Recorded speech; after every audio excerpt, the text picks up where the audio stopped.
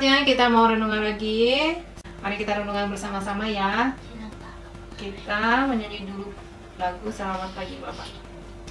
Selamat pagi Bapak, selamat pagi Yesus, selamat pagi Roh Kudus. Terima kasih atas anugerah-Mu, semalam telah berlalu. Ku memuji, ku bersyukur, memuliakan nama-Mu.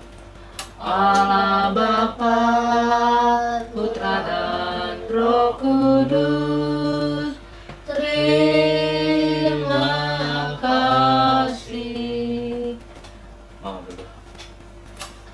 Terima kasih untuk penyertaan Kau sepanjang hari, dan kami bersyukur Tuhan, saat ini kami mau membaca sebagian daripada firman Tuhan. Kami mohon supaya Tuhanlah yang menerangi pikiran kami, hati kami, sehingga kami boleh mengerti apa maksud daripada firman Tuhan, dan kami boleh melakukannya di dalam kehidupan kami. Terlebih dahulu ampuni atas segala dosa dan pelanggaran kami Bapa, supaya kami layak di hadapan Tuhan. Terpujilah Engkau kekal selama-lamanya, dalam nama Tuhan Yesus kami berdoa, amin. Kita lanjut dari Markus 9 ayat 38 sampai 41. Seorang yang bukan murid Yesus mengusir setan. Kata Yohanes kepada Yesus, "Guru, kami lihat seorang yang bukan pengikut kita mengusir setan demi nama-Mu. Lalu kami cegah orang itu karena ia bukan pengikut kita." Tetapi kata Yesus, "Jangan kamu cegah dia, sebab tidak seorang pun yang telah mengadakan mukjizat demi namaku. Dan seketika itu dia membentak aku. Barang siapa tidak melawan kita, ia ada di pihak kita. Aku berkata kepadamu, sesungguhnya barang siapa memberi kamu minum secangkir air oleh karena kamu adalah pengikut Kristus, ia tidak akan kehilangan upahnya." Iya. Sampai di situ pembacaan kita. Kalau ayat-ayat sebelumnya kita pelajari, di Markus 9 ayat 14, Yesus mengusir roh dari seorang anak yang bisu. Pada waktu itu sebenarnya seorang ibu itu membawa anaknya kepada murid-muridnya, tapi murid-muridnya tidak bisa mengusir roh jahat itu ya.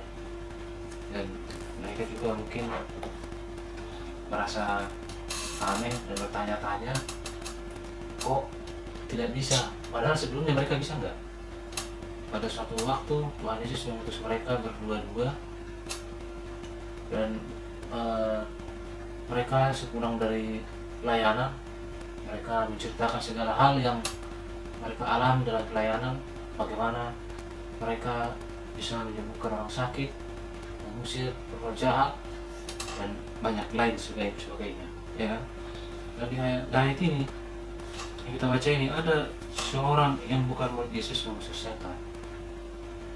Harusnya ini murid ya, meskipun murid tidak tergolong dalam murid yang 12 murid, tidak tergolong dalam 70 murid, tidak tergolong dalam 120 murid, karena ada 120 murid kan. Tapi kan dibilang kan demi namanya. Tapi orang ini mengusir setan dengan nama Tuhan Yesus.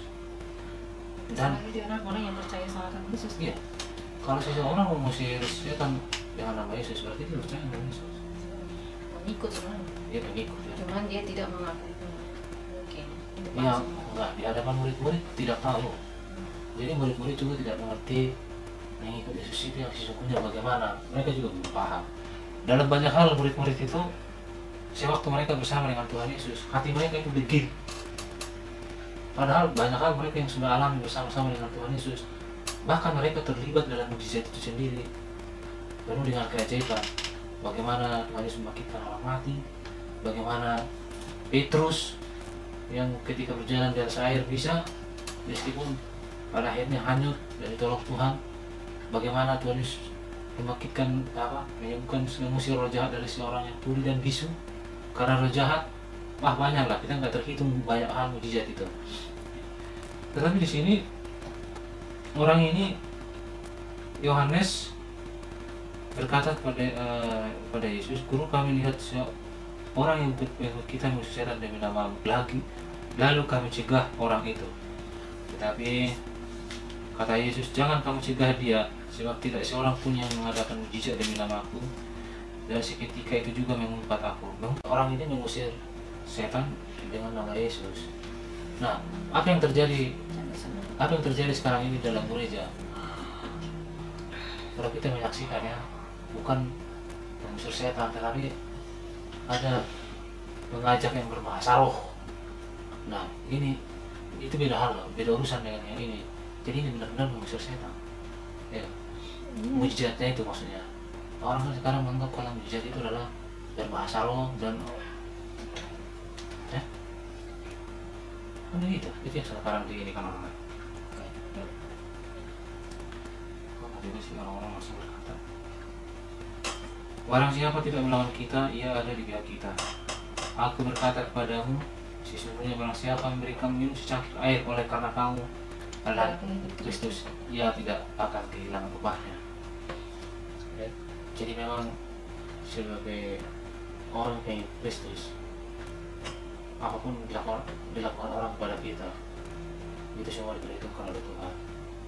Jadi artinya apa? Bahwa kita sebagai representasi Tuhan di dunia ini, yang dipanggil menjadi terang dan garam. Bahwa ketika kita menjalankan fungsi kita dengan baik, maka segala hal yang dilakukan orang kepada kita itu diperhitungkan sebagai upah. Ya, paham gak maksudnya, Bang? Kita pengen Kristus enggak? Kita pengen Kristus kan? Pengikut Kristus Kalau itu. kita membagi berkat kepada misalnya sama Tuhan yang menyebut dirinya itu sebagai pengikut Kristus, yang kita memberi itu karena dia pengikut Kristus, maka kita tidak akan kehilangan upah. Iya. Jadi jangan kamu segan-segan untuk Upah karena memberi secangkir air putih aja kita ada upah. tapi jangan karena kita ingat upah itu lalu kita memberi, Iya. itu akan jadi ini juga. Kita melakukan itu karena kita sadar dan tahu bahwa itu dari kehendak Tuhan. Bahwa dengan melakukan itu kita melayani Tuhan. Dikatakan juga di ayat lain, "Apa yang engkau berbuat pada saudara yang paling hina ini, engkau melakukan kepada." Siapa yang paling hina itu? Mereka orang yang susah, yang tidak ada pakaian, tidak ada makanan. Di saat mereka membutuhkan, kita memberikan. Iya. Ya. Jadi itu artinya itu. Jadi itu semua diperhitungkan Tuhan. Bagaimana seorang prajurit Romawi yang bernama Nikodemus, dia banyak melakukan sedekah bahkan terhadap pembangunan Bait Allah, dan dia banyak berbuat baik. Malaikat Tuhan menjumpai dia bahwa semua perbuatan baikmu diterima oleh Tuhan. Padahal dia itu bukan orang Yahudi, dia adalah seorang prajurit Romawi. Namanya siapa? Dia prajurit Romawi. Bukan sih Nikodemus mah Cornelius Nikodemus mah seorang itu yang orang yang melakukan perintah Tuhan, bagaimana caranya aku guru dia. Iya, guru. Nikodemus itu yang nanya sama Yesus yang kata lahir kembali. Iya, yang tahu lah. Bahkan Cornelius adalah seorang prajurit Romawi, dia seorang yang baik.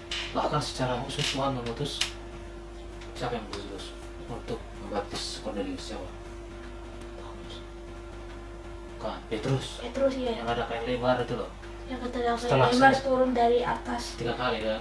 Yang Setelah itu kata 3 kali selesai. isinya itu makanan ini haram. Datang haram. Iya, binatang haram.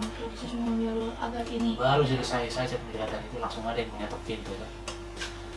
Itulah suruhan dari suruhan dari Cornelius. Karena tapi Cornelius menyuruh suruhan ini karena perintah malaikat itu, ya kan? Iya, akan ditangkap. Supaya menjemput seorang yang bernama Petrus supaya datang ke tempat ini supaya dibaptis. Jadi juga dibaptis dengan Roh Kudus. Jadi Roh Kudus. Iya, Roma itu. Bukan, bukan Roma. Di Roma. Bukan, di sini kalau salah prajurit Roma, tapi bukan di Roma. Di mana itu? Di luar kalau tempatnya. Di Roma. Ya. Jadi artinya di situ bahwa kita sebagai pengikut Kristus, segala hal yang kita lakukan kita harus bertanggung ya. Perbuatan sebaik apapun kita tidak pernah kehilangan Upah. sekecil apapun tidak pernah. Tapi kalau kita memberi supaya kita dipuji orang atau misalnya Iya. supaya kita kita nanti akan dapat upahnya dari Tuhan. Kita udah terima upahnya itu, udah nggak dapat lagi dari Tuhan. Bukan supaya kita Nanti nih ya, aku kasih nih ya, nanti pasti aku kasih sama hamba Tuhan ini, pasti aku nanti diberkati sama Tuhan. itu pujian yang sia-sia ya. Namanya, Jadi kita melakukan segala sesuatu itu adalah karena kita mengasihi Tuhan. karena di dalam hati kita udah kasih. Firman Tuhan berkata, jika kamu mengasihi aku, maka lakukanlah segala perintahku. Ya. Jadi kita melakukan itu semua karena kita mengasihi Tuhan yang sudah lebih dahulu mengasihi kita. Ya. Jadi jangan suka curiga sama seseorang, ternyata dia bukan orang itu, bukan orang Kristen loh. Tapi kok dia kok senang banget ngomongin tentang Tuhan ya. Gitu. Jangan kita ngomongin sama kayak. Jangan. Jadi ceritanya bukannya ini pengikut itu seperti sekarang ini orang Kristen gitu lah ya. Bukan orang Kristen kayaknya gitu. Tapi dia mengusir setan di nama Tuhan Yesus gitu.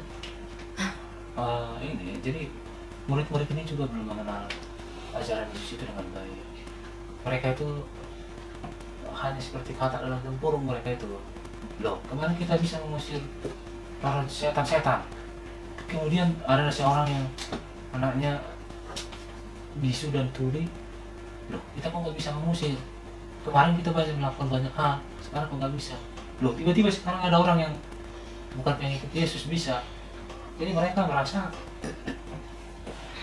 memiliki kepentingan di sana, tapi Tuhan Yesus meluruskan semuanya, mengkonfirmasi bahwa seseorang yang mengusir setan demi namaku tidak mungkin dia akan melakukan kejahatan pada waktu bersamaannya. Memang setiap orang yang berbuat baik tidak bisa secara otomatis dia berbuat baik tiba-tiba, nggak bisa. Itu adalah Pasti perlu sudah ada latihan, proses. ada proses hari demi hari. Jadi kalau untuk menjadi orang yang baik makanya diperlukan, makanya bilang dengan firman Tuhan tiap hari ini salah, besok kurang salah, besok lagi kurang, akhirnya semakin lama semakin sempurna. Ya. Makanya Kenapa kita perlu ini baca ini tiap hari? Kenapa nggak sekali aja kita sehat? nggak bisa, karena kita nggak sanggup. Makanya dikatakan, biarpun berkali-kali orang benar jatuh, tapi karena Tuhan menyertainya, dia akan terus bangkit. Ya. Orang yang benar yang dibenarkan oleh Tuhan adalah orang yang hidup dalam anugerah Tuhan, hidup dalam kasih kemurahan Tuhan. Artinya bahwa kita melakukan tugas kita melakukan bagian kita, dan Tuhan turut bekerja sama mendapatkan segala sesuatu untuk kebaikan kita. Ya.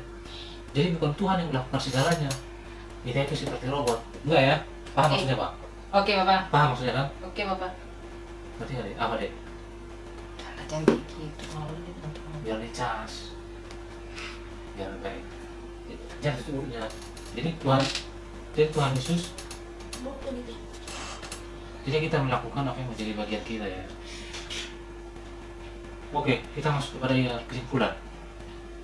Yang pertama, ingat ya kalau ini.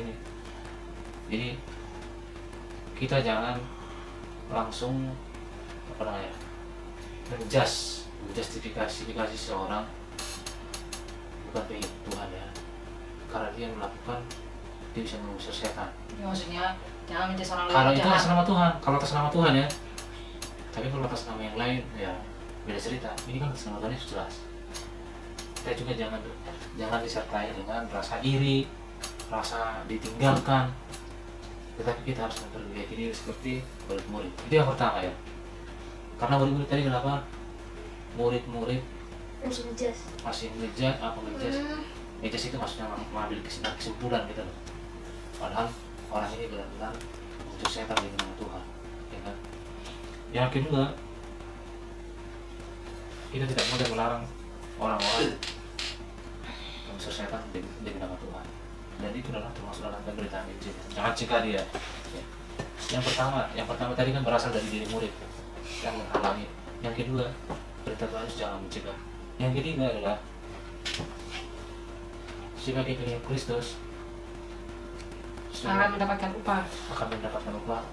Dari perbuatan kita sekecil apapun ya. Apa perbuatan baik yang kita lakukan tidak akan pernah sia-sia. Yang penting kita lakukan dengan motivasi yang benar, karena kita mengasihi Tuhan, bukan karena ini dipuji orang. Oke, sampai di situ renungan kita berdoa. Abang berdoa.